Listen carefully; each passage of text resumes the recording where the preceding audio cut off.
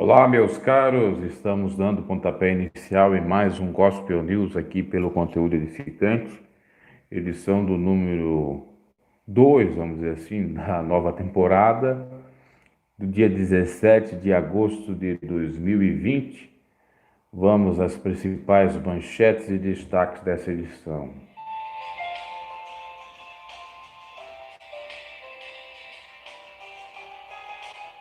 Na apresentação e produção desse que vos fala, Bruno. Vamos, portanto, aos destaques. Priscila Alcântara critica evangélico e defende aborto. Fomos gerados pelo sêmen de Deus, declara pastor. Menina grávida no Espírito Santo, com 10 anos, pelo tio, tem autorização do aborto. Já a gente vai falar mais sobre esse caso, inclusive fazendo a ponte com a alegação da Cristina Alcântara. E ainda temos a resposta da Universal ao confisco em Angola. Na realidade, é a resposta do próprio Edir Macedo. E, por fim, a manifestação da cantora Débora Miranda referente à saúde do pastor Lorival. Então, esses são os destaques, as manchetes da edição do Gospel News do dia 17 de agosto de 2020, que está no ar.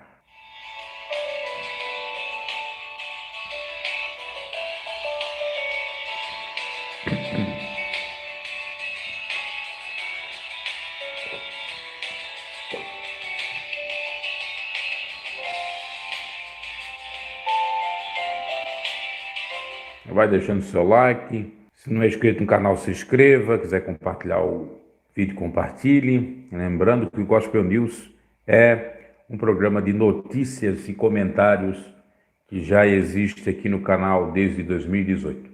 Estamos voltando com ele. Vamos então à íntegra das notícias e o comentário.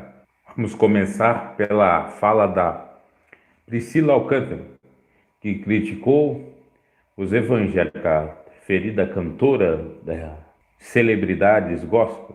Vários famosos se manifestaram nas redes sociais nesse domingo, dia 16 de agosto, em apoio à menina de 10 anos que está grávida do próprio tio que a estuprou. Ela ganhou na justiça a permissão para abortar, e com isso muitos religiosos criticaram a menina.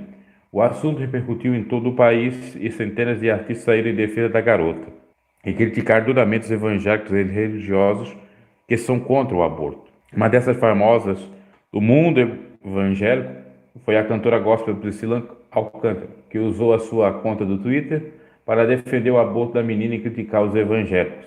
A cantora recebeu milhares de elogios por não seguir o padrão da maioria dos evangélicos e se posicionar contra os que dos cristãos consideram o aborto um crime.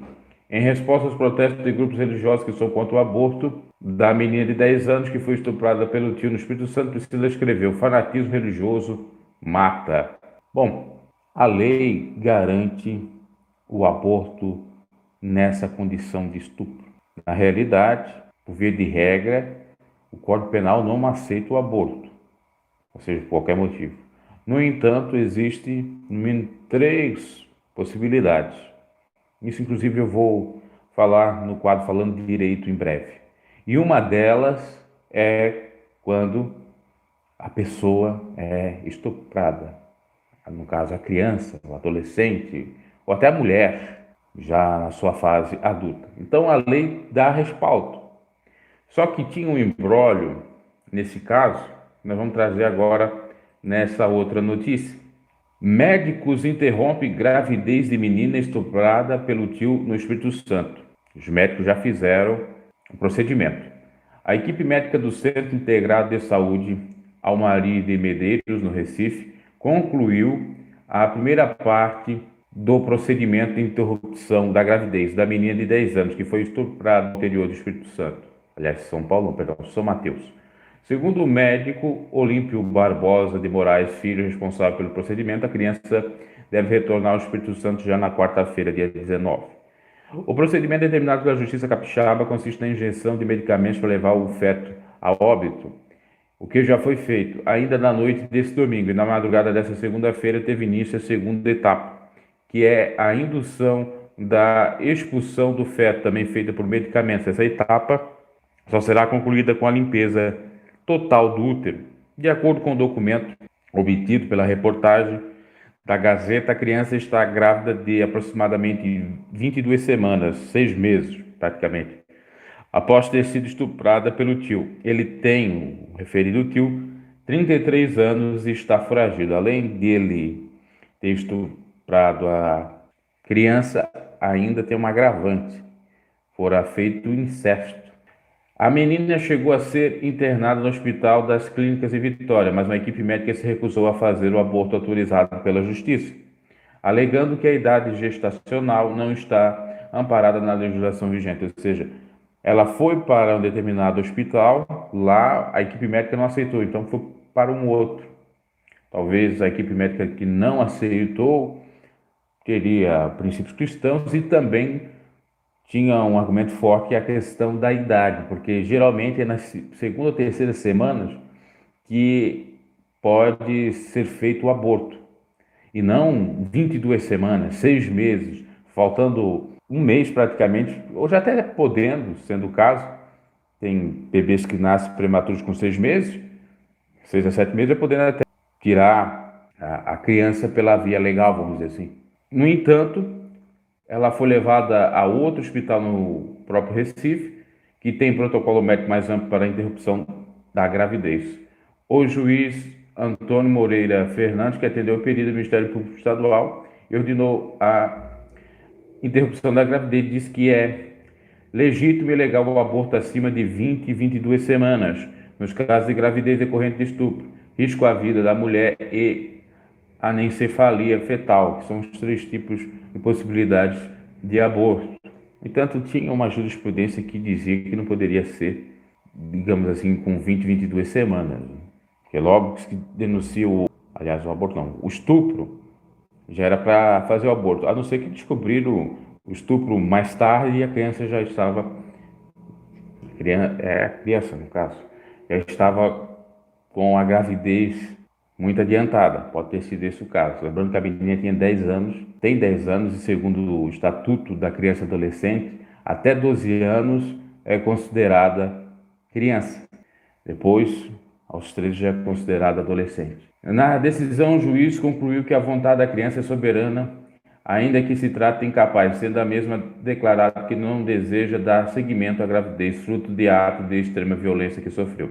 Um dos profissionais que atendeu a criança relatou na decisão judicial que ela apertava contra o peito um urso de pelúcia e só de tocar no assunto da gestação entrava em profundo sofrimento.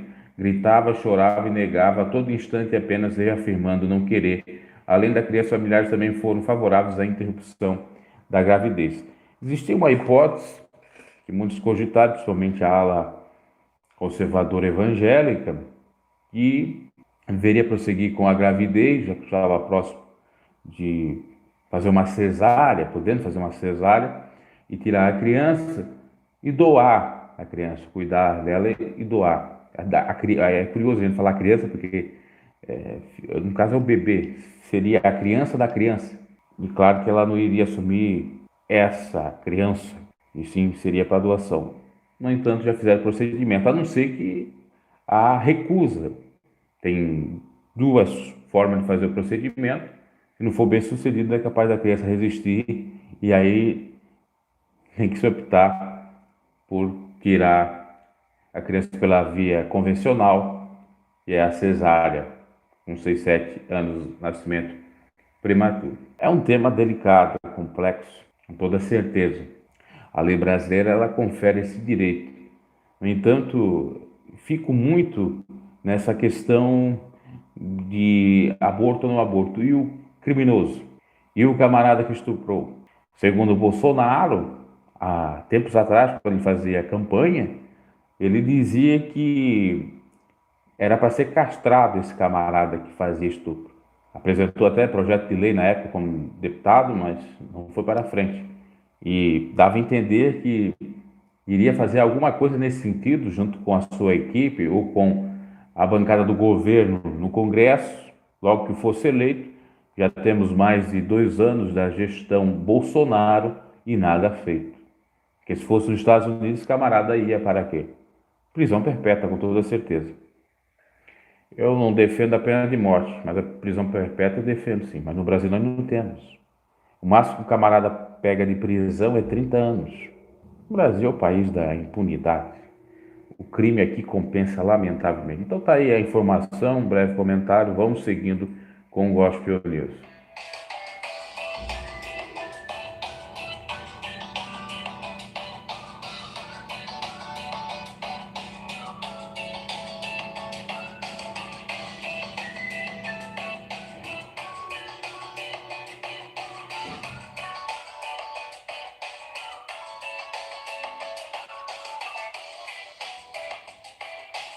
Bom dia quem está chegando aí. Realmente, conforme colocou aqui a Cíntia, é uma tristeza, esse caso é bastante complexo. Não é fácil decidir. No entanto, creio que as duas opções não estão equivocadas, tanto de abortar como de prosseguir com a gravidez e fazer logo o parto cesariano para doar a criança. Escolheram a primeira, ok. Vamos seguindo agora com outra notícia, uma outra polêmica, agora no campo, será da heresia, e tem a ver um pouco com gravidez. Veja só, tem a ver um pouco com gravidez. Fomos gerados pelo sêmen de Deus, pelo espermatozoide de Deus. Será isto? Declara pastor e causa polêmica. Mais uma desses pastores teens, coaching, que nem o David Lovato. Eu estou com o David Lovato, não sei porquê. David Leonardo, que é de Santa Catarina, de Joinville, e que faz aquelas pregações técnicas, coach para ajudar todo mundo e tal. Esse Vitor Azevedo é da mesma pegada. E sempre os dois causando polêmica. O outro dizendo que Neymar é príncipe. E dizendo que... Enfim, tem várias heresias dessa turma aí. Vamos a essa agora, depois eu comento. Uma declaração feita pelo pastor Victor Azevedo, da Igreja Por Amor, acabou causando uma grande polêmica. O pastor foi justificar uma passagem bíblica e usou o termo sêmen de Deus para afirmar que a própria humanidade foi gerada de Deus. A mensagem do líder religioso é do início desse mês, mas só agora começou a repercutir nas redes sociais. O sermão foi publicado no canal do YouTube da igreja, que possui praticamente 350 mil inscritos e um pouco mais de 10 milhões de visualizações. O pastor tem sido alvo de muitas críticas, pois algumas de suas colocações são vistas por alguns evangélicos como heresia. Vamos ler o trecho que ele fala sobre isto. Quando você tem um recém-nascido, você não precisa tirar o braço de recém-nascido dele e colocar um braço de adulto, para ele se tornar adulto. Você não precisa tirar a perna de bebê de um recém-nascido e colocar uma perna de adulto para ele se tornar adulto. Tudo que você precisa é fazer com que o recém-nascido receba comida, ou é dar comida para ele.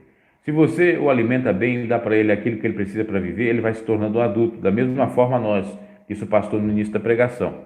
Nós recebemos a semente. 1 Pedro diz, ele diz que nós recebemos uma semente, e essa semente não é uma semente perecível, mas é uma semente imperecível. Essa semente é a semente de Deus, que João vai dizer para nós lá em 1 João, capítulo 4. Nós somos gerados de Deus, e esse ser gerado é literalmente, recebem o sêmen de Deus. Então a natureza de Deus vem viver dentro de mim e de você. E o que nós precisamos fazer? Nós precisamos deixar com que essa semente gere frutos. Quando ela gera frutos, ela vai gerar Cristo Jesus, característica de Jesus, a vida de Cristo em nós, disse ele.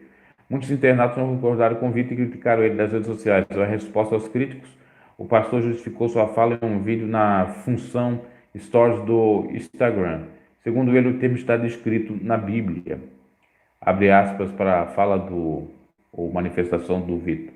O evangélico é tão moralista, ele tem tanto esse negócio moral e sexual impregnado nele, e tem tanto medo de sexualidade que alguém não consegue perceber a beleza que tem nesse texto aqui.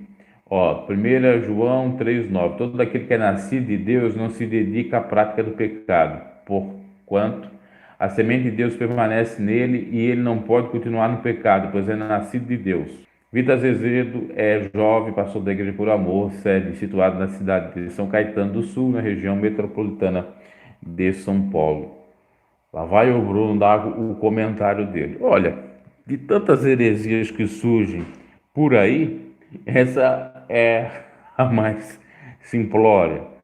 Eu não vejo até necessariamente como heresia. Entendo que existe um grupo religioso, fanático religioso, que você não pode falar um ai, que eles a interpretam mal. Certa feita, o Kivitz também disse algo parecido, mas ali eu acho que ele foi bastante indelicado, quando ele disse que a mulher samaritana estava falando com Cristo, na realidade foi Cristo, e Jesus disse: vem e beba dessa água, que essa água vai saltar da morte para a vida, essa água você nunca mais vai ter sede. Ele quis dizer que aquilo ali Jesus estava se referindo possivelmente uma analogia ou comparação de coito, de Jesus dizer que vinha em cima de vir dele exatamente o preenchimento total que tem a ver com o coito. Foi bastante criticado na época. Essas declarações, na realidade, elas servem mais para causar impacto do que para propriamente pregar a palavra de Deus. Se está num texto, um modo mais não é coloquial, é culto, para que colocar no modo coloquial da fala no português? Eu não entendo necessariamente isso. Claro que no original, às vezes, dá para entender muitas coisas. Só que por conta e muito para o original, porque no original pode dizer isso, pode dizer aquilo, pode ser isso, pode ser aquilo, muitos têm defendido um evangelho bastante liberal, como aceitando a prática homossexual, como aceitando tantas outras coisas que a Bíblia acaba, com toda certeza, condenando. Então, todo cuidado é pouco. Questão do sêmen de Deus, nós somos gerados em Cristo Jesus numa linguagem metafórica, figurada, com toda certeza, não tem problema. Agora, nós literalmente, sendo nossos patriarcas, ou melhor dizendo, ancestrais, Adão e Eva não foram gerados pelo sêmen de Deus, foram gerados pelo pó da terra. Agora, numa linguagem figurada, a partir da configuração, do novo nascimento em Cristo Jesus, sim. Ok?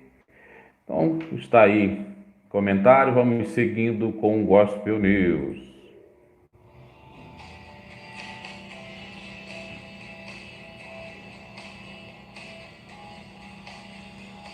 Vamos à fala do senhor Edir Macedo, ou da Universal. A resposta da Universal após a Angola confiscar os seus templos. A Igreja Universal de Angola decidiu se manifestar após a Procuradoria-Geral da República daquele país fechar e confiscar alguns templos comandados por Edir Macedo. Segundo o religioso dono da Record, a Procuradoria da República da Angola está tramando e mentindo como forma de manipular a mídia e a população local. Será que estão mentindo? Foram apreendidos igrejas nas cidades de Alvalade, Macaluço, Patriota, Morro Bento, Benfica, Cazenga e Viana. Dos 7, 4 haviam sido tomados por dissidentes. Os templos confiscados pela Procuradoria-Geral da República de Angola ficarão sob a responsabilidade do Instituto Nacional de Assuntos Religiosos do país. Em nota, a Igreja de Macedo lamenta profundamente que a sua imagem, os seus membros, obreiros e pastores e bispos estejam sendo manchadas sem possibilidade de defesa. Tanto é que já pediu aí para o governo Bolsonaro interferir, para o Ernesto Araújo, ministro das Relações Exteriores. E o que o objetivo da tomada dos templos seria fazer um julgamento no Tribunal das Ruas, das redes sociais, criando na opinião pública a ideia de que a Universal e seus representantes são um conjunto de criminosos. Será que não é? Será que... Bom, tá. Não são pastores. São pastores de Deus. Deus mamão, aí não é criminoso mesmo. O texto não fala em violação da liberdade da religião. A Igreja Universal afirma que irá recorrer contra as arbitrariedades. Pode recorrer a beça, mas se a legislação angolana fala diferente, não é que nem a do Brasil, quero ver, né? No dia 22 de julho, dezenas de bispos tomaram conta de templos da Universal em Luanda e Benguela, entre outras cidades de Angola, em um levante inédito contra as lideranças escolhidas por Edir Macedo, que trata o episódio como um golpe. Entre os motivos para o levante no país africano, os bispos insurgentes citam invasão de divisas, abuso de autoridade e racismo. Olha só. Os insurgentes organizaram uma revolta contra Oronilton Gonçalves, diretor das igrejas de Macedo, na África. Ao todo, 320 pastores locais tomaram a administração de 110 igrejas no país, 50% do total. Em julho, a Veja entrevistou Diniz Bundo, obreiro da entidade, há 18 anos e porta-voz do Levante. Ele afirma que só em 2009 foram enviados ao Brasil 100 milhões de dólares sem declaração alguma ao registro. Tem pastores que compram casas, condomínios, carros. Ou seja, essa quantia poderia ser maior e nem tudo vai para o Brasil, disse ele. Olha só. A disputa por poder e dízimo em Angola virou uma dor de cabeça política e diplomática. Ainda em julho, o presidente Jair Bolsonaro se envolveu pessoalmente na questão ao enviar uma carta ao presidente de Angola, João Manuel Lourenço, manifestando preocupação com os recentes episódios e pedindo uma proteção maior aos membros brasileiros da igreja, a fim de garantir sua integridade física e material e a restituição de propriedades e moradias, mas não adiantou, né? Bolsonaro, que recebeu a bênção de Macedo, inclusive eu fiz o vídeo, teve gente que ficou criticando, mentira, o Bolsonaro não vai, o Bolsonaro está ligado ao Edir Macedo, seus filhos estão no partido do Edir Macedo, enquanto o Bolsonaro não aprovar o seu novo partido, ele está ligado indiretamente com o partido do Edir Macedo e seus filhos estão diretamente ligados porque estão afiliados nele. Então, as pessoas têm que saber, ter conhecimento das coisas. O senhor Edir Macedo, o camarada só pensa em dinheiro, ele não pensa em almas. E o que ocorreu na Angola, eu acompanho o irmão Armando lá, do canal Radical TV, é uma coisa totalmente benéfica, eu diria, justa. Ainda bem que aquele povo acordou, e lá tem uma legislação que isso deveria ter aqui no Brasil, mas com o Bolsonaro na presidência nunca vai ter, que se as igrejas que estão na África não fizerem filantropia, não ajudarem o povo angolano, elas são tiradas mesmo. Elas são barradas. Se elas vêm para dar prejuízo para o povo de Angola, que é um povo sofredor, ou para o povo da África, também os outros países, parece também, da África, aqueles que não têm a teologia islâmica, como a Nigéria que tem, aí já é uma outra configuração, mas aqueles que não têm, eles têm uma legislação assim, eles aceitam a igreja, mas a igreja tem que contribuir no país, no sentido de ajudar o povo mesmo. E se no Brasil nós tivesse isso, com toda certeza as coisas seriam mudadas. Por quê? Você, para ser um empresário, tem que pagar imposto, tudo quanto é forma. Agora, para ser pastor, não precisa pagar nada. Ainda queriam, segundo o próprio Bolsonaro, ser favorável, ele, Bolsonaro, queria, com o dízimo elétrico, da energia elétrica. Nós pagando, cidadãos, a energia dos picaretas. Porque muitas igrejas que estão aí não fazem trabalho genuíno da obra de Deus. Não estão atrás de almas, estão atrás de dinheiro.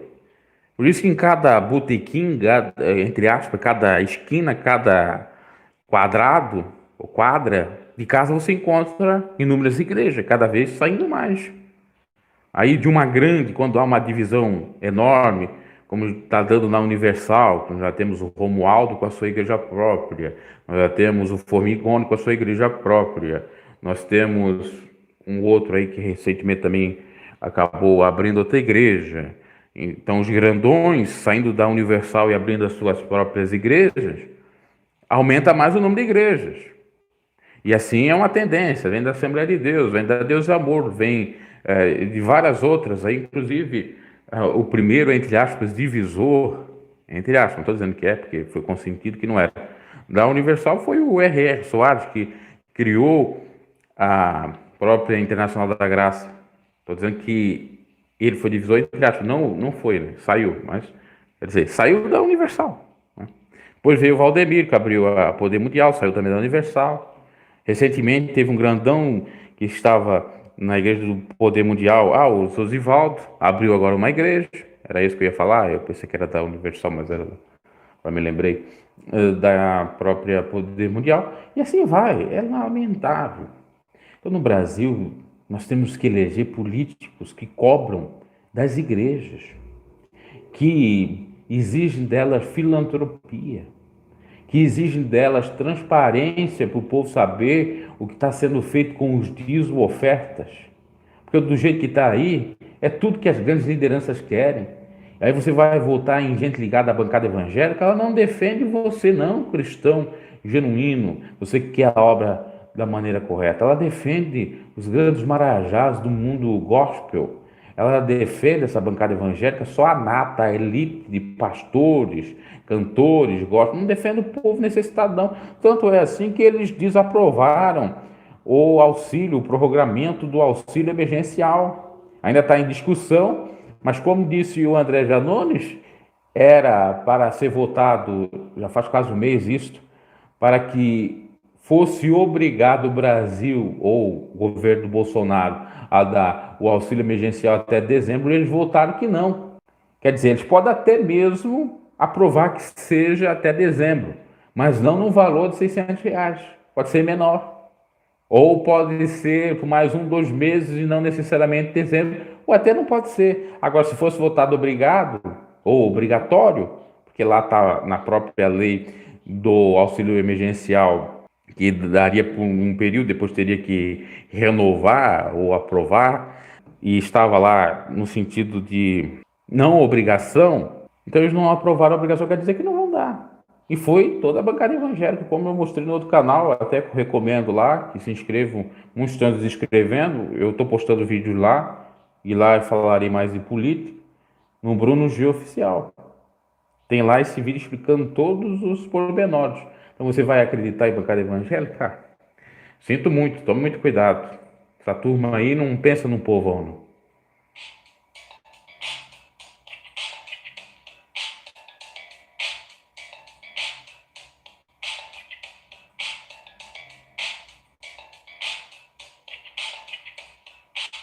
Vamos para a última e derradeira notícia, talvez é que muitos estão esperando, já entraram aí na live, sobre a questão da saúde do pastor Lorival da IPDA.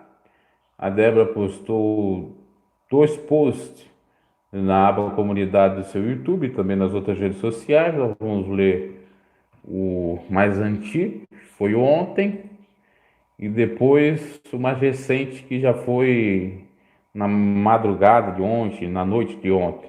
Esse mais antigo foi no começo de ontem.